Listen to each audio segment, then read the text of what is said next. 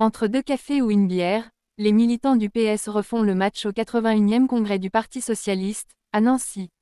La victoire d'Olivier Faure, une semaine plus tôt, face à Nicolas Mayer-Rossignol, n'a pas tout à fait clos la discussion au PS, qui a fait du débat interne un art de vivre.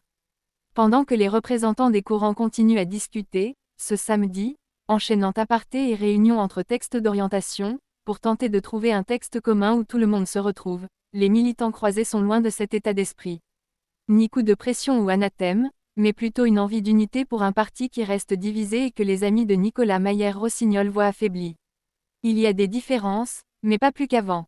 Marcello Della Franca, maire de Montigny-en-Gohelle, dans le Pas-de-Calais, minimise cette propension qu'ont ses camarades à se chamailler. Le PS a toujours été divisé, quelque part. Un congrès, c'est un moment propice à ça. Mais il y a beaucoup plus de choses qui nous rassemblent que de choses qui nous divisent. Il y a des différences, mais pas plus qu'avant, tempère ce soutien d'Olivier Faure, qui apprécie un congrès plus serein que celui de Marseille où le PS s'est déchiré. Le parti n'est pas du tout divisé.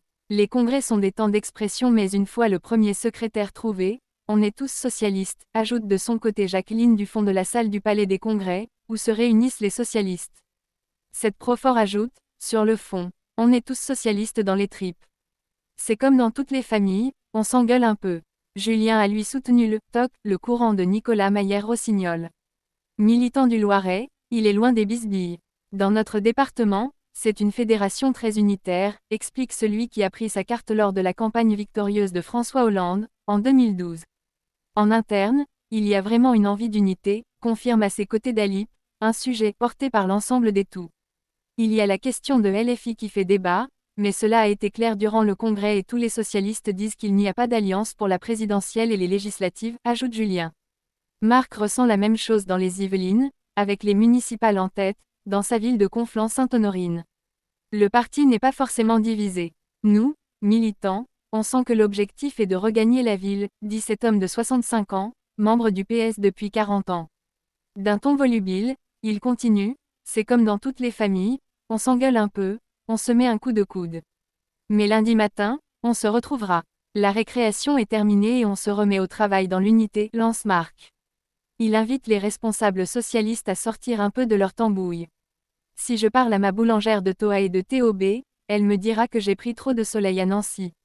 Même discours d'unité, là encore, quand on croise Nicolas, des Vosges. Lui non plus assure que son parti n'est pas affaibli. Il souligne que le nombre de votants progresse un peu, depuis Marseille. C'est en train de se redresser doucement, pense-t-il. Et de souligner que, les résultats ont été reconnus à l'unanimité. L'unité qu'appellent de leur vœu les militants n'est pourtant pas assurée. Samedi midi, l'hypothèse d'une absence d'accord qui permettrait de rassembler tout le monde dans la direction prenait du galon, avec à la clé une majorité et une minorité, qui pourra faire entendre sa voix. Au PS, on aime l'unité, mais pas trop.